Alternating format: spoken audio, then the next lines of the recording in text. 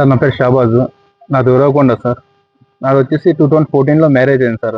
గుంటుగల్ అమ్మాయి రిజ్వానా అనే అమ్మాయితో నాకు మ్యారేజ్ అయింది సార్ 2014లో. పెళ్ళైన కొద్ది రోజులు బాగానే ఉన్నాం సార్. ఆమె కొద్ది రోజుల తర్వాత ప్రతిరోజు నాకు టార్చర్ చేసేది సార్.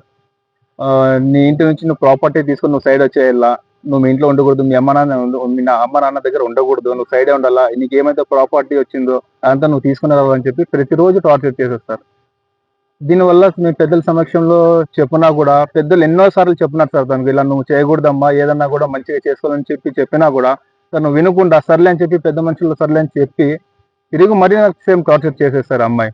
నాకు 2 పిల్లలు ఉన్నారు సార్, ఒక బాబు ఒక కూతురు సార్. సార్ ఇది ఇష్యూ ప్రతిసారి ఇట్లా అయ్యేది సార్. తను నాతో కొట్లాడి అసలు ఎటువంటి రీజన్ లేనట్లు కొట్లాడేది వెళ్ళిపోయేది సార్.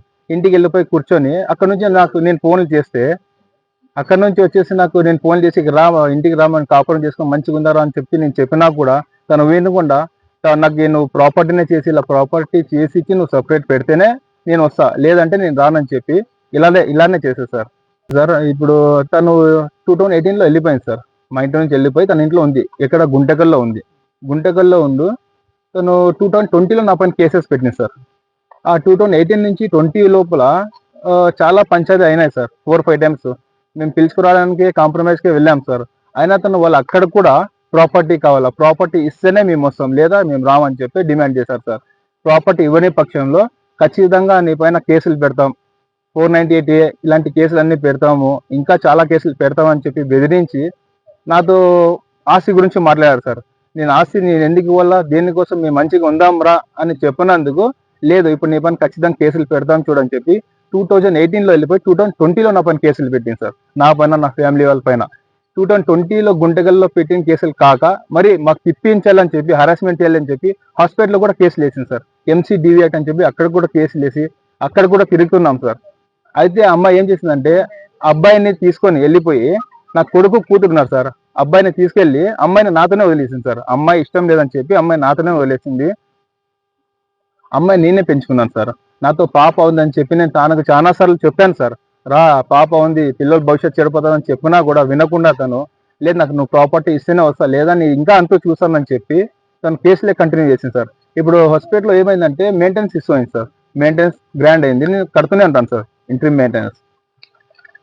తర్వాత ఏమైందంటే 2021లో సార్, ఇప్పుడు నా పాపకు హెల్త్ బాగాలేదు సార్, తన పాపకు ఫిట్స్ వస్తున్నాయని చెప్పి 2021లో నేను తనకు ఓవరాల్గా నేను డైరెక్ట్ మాట్లాడాను సార్, కోర్టులోనే మాట్లాడినా, ఇప్పుడు కన్నా నువ్వు వస్తావా రావా, ఎందుకంటే పాప హెల్త్ బాగాలేదు, పాపకు చూసుకోవడానికి ఎవరు లేరు, నేను ఎక్కడంటే అక్కడ ఇప్పుడు నీ టెక్నీషియన్ సార్, గంపలు ఫిట్ చేస్తుంటాను, నేను వెళ్ళిపోతుంటా పని పైన. అలాంటి టైంలో పాపకు ఫిట్స్ వస్తే చూడడానికి ఎవరు లేరని చెప్పి తను రిక్వెస్ట్ చేసినా కూడా నా వైఫ్ తను వినకుండా, నాకు ప్రాపర్టీ ఇస్తేనే వస్తాను ఇంటికి, అది కాక సపరేట్ పెట్టాలను, లేదంటే నేను ఇంకా కేసులు పెడతానని చెప్పి ఇలానే బెదిరిస్తూ చెప్తే సార్. నేను తనకు చెప్పాను సార్, నువ్వు ఇంకా రాలేకపోతే పాపకు చూసుకోవడానికి మాత్రం నేను ఇంకో సెకండ్ మ్యారేజ్ చేసుకుంటాను చూడు అని చెప్పి చెప్పినా కూడా నువ్వు చేసుకో అని చెప్పేసింది సార్. సో నేను పాపకు చూసుకోవడానికి సెకండ్ మ్యారేజ్ చేసుకున్నాను సార్ 2021లో. ఇప్పుడు పాపకు చూసుకుంటూ సెకండ్ వైఫ్ అంతా బాగున్నాం సార్ నేను ఇంట్లోనే. పాపకు ఇప్పుడు నాది సెకండ్ మ్యారేజ్ అయిన తర్వాత వాళ్ళకి తెలిసింది సార్ ఈ విషయము. ఒక 6 months తర్వాత విషయం తెలిసిన తర్వాత నా పాపకు స్టేషన్ త్రూ సార్, పోలీస్ వాళ్ళ తరపున హరాస్మెంట్ చేసి మాకు ధమ్కీలు ఇచ్చి పాపకు తీసుకుపోయినారు సార్, ఇల్లీగల్గా తీసుకుపోయినారు సార్. నవంబర్ 12 నుంచి మాకు స్టేషన్లో సార్, పోలీస్ వాళ్ళకు స్టేషన్లోనే మాకు కూర్చోబెట్టుకున్నారు సార్, మీరు ప్రాపర్టీ చేసికపోతే మీ పైన చాలా కేసులు పెడతాం అని చెప్పినారు సార్. మేము చెప్తున్నాం సార్, ఇవన్నీ కేసులు విచారణ ఉన్నాయి, ఆమె సెకండ్ మ్యారేజ్ అని చెప్పి ఇష్యూ అక్కడ ఆల్రెడీ చెప్పింది సార్. 2023లో కోర్టులో తను చెప్పింది, ఇది సెకండ్ మ్యారేజ్ చేసుకున్నాడు అని చెప్పిన విషయము ఆ పోలీసు వాళ్ళు నేను చెప్తే వాళ్ళు వినట్లేదు సార్. పోలీసు వాళ్ళు కూడా ఏం చేస్తున్నారు, వాళ్ళకే సపోర్ట్ ఇస్తున్నారు సార్. సరే ఇప్పుడు నువ్వు వచ్చి ఉన్నావు కదా ఇంట్లో, కేసులు విత్డ్రా చేసుకొని మంచిగా ఉందామా అని చెప్పి నేను పిలిచినా కూడా తను రావట్లేదు సార్. కేసులు విత్డ్రా చేయను, నువ్వు ఖచ్చితంగా నాకు ప్రాపర్టీ చేసి ఇవ్వాల్సిందేదే అని చెప్పాను. ప్రాపర్టీ దీనికోసం నేను అడిగితే నాకు ఖచ్చితంగా ప్రాపర్టీ కావాల్సిందేదే అని చెప్పి నా పైన మరీ ఫోర్సుబుల్గా సార్ వేరే కేసులు పెడతానని చెప్పి బెదిరించింది సార్.